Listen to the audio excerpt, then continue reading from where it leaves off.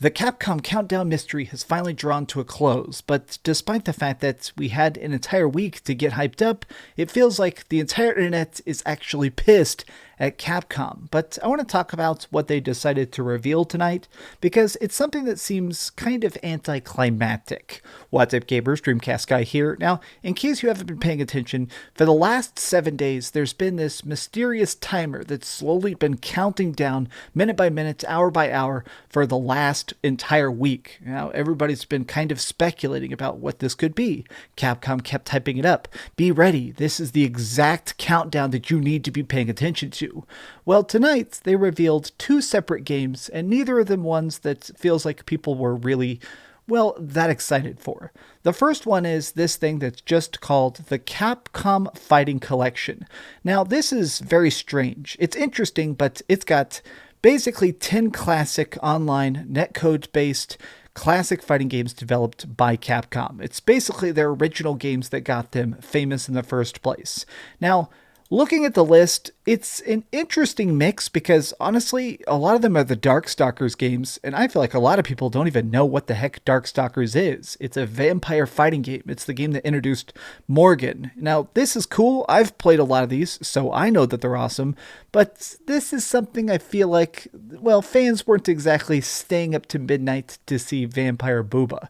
In fact, even looking at the replies to their tweets, a lot of people saying, I can't believe that I stayed up this late. Oh my God, you never even actually finished the countdown, because yes, the Capcom countdown website is broken, but people are even saying, screw you, put these nuts in your mouth. Like, yeah, see, everybody, people seem to be really, please tell me this is not the countdown, because that's a disappointment. Capcom and messing up. Yeah, so this first part of the announcement is cool. I mean, I'm not fully against it, but when I think about Capcom classics, I kind of want other projects. Obviously, I'm Dreamcast guy. I'm a bit biased. I was hoping we'd get something like Power Stone coming back, or even Marvel vs. Capcom 2, real masterpieces that established the competitive edge of Capcom. I am glad that we're getting stuff like Puzzle Fighter. I'm a big fan of Puzzle Fighter, but the rest of this just seems to have people kind of scratching their heads.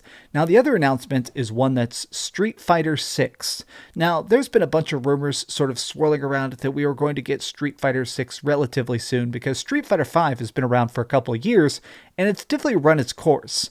Now, I feel like a lot of the anger about this announcement isn't even the fact that it's Street Fighter, it's the fact that the teaser trailer they released is pretty much just 3 separate images. It's Luke, who is the final DLC character of Street Fighter V, Ryu, with the most delicious looking abs I've ever seen, and they're facing off. That's it, and then you get this static logo that says Street Fighter 6, and for some reason this looks like a little tiny logo like a cell phone app. Now, the primary rumor that's been circulating around the internet is that this is going to be based on the RE engine. So it's going to try and have some hyperrealism and look very, very crisp and very awesome.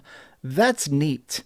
I guess I'm not super against this. I want to explain why I'm disappointed here in a second, but my thought on this is that first and foremost, I am excited for Street Fighter 6 because Street Fighter 5 definitely got better with time. If you bought Street Fighter 5 at launch, the game was pretty broken. It was pretty messed up. The online definitely did not work, but they divided Street Fighter V into what they called seasons. There was basically a series of big drops of content, patches, and characters.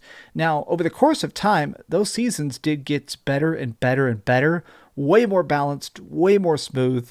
Like, the idea of them trying to take the latest version of balancing now and applying that directly into Street Fighter 6, which to me feels like what they're hinting at since they showed the final DLC character during the reveal trailer, that's kind of dope. But still, people are pissed. It's kind of funny the amount of people that even on my timeline, minutes after this happened, Capcom had a week-long countdown for a 35-second Street Fighter 6 teaser trailer. That announcement did not need a countdown. Like, straight up, pretty much every single reply I see to all these tweets is people saying, who cares about this? Big day for annoying people. It's me, I'm annoying people. Like, everybody is let down. I can't believe we finally get a new one. Great. A whole week announcement for that.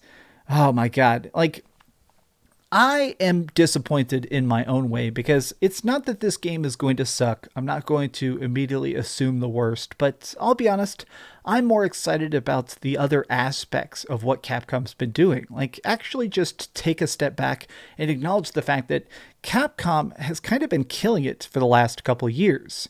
I mean, the newest Devil May Cry was a 10 out of 10 masterpiece. Obviously, we have things like Monster Hunter, which just keep getting bigger and better, with even the DLC selling record numbers.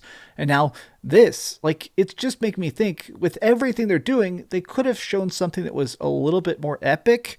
Like, personally, I am very heavily interested in Resident Evil, and if you read some of the leaks, they're currently working on multiple big Resident Evil games, both remakes and stuff like the Resident Evil Village DLC. I was hoping we'd see a tease for, something. Like, I was hoping we'd see a new character, Ada Wong or something, coming back to Resident Evil and Resident Evil's Villages DLC. Like, there's so many excited, hyped things they could have done. Like, I mean, if I could just throw out something completely random, as long as they're talking about making classics collections, bring back something from the PlayStation 1. Bring us back the original versions of Resident Evil 1, 2, and 3. Like, a lot of people have specifically requested to have a modern way to play those old school cool games. It's free money. Just put them on current gen tech.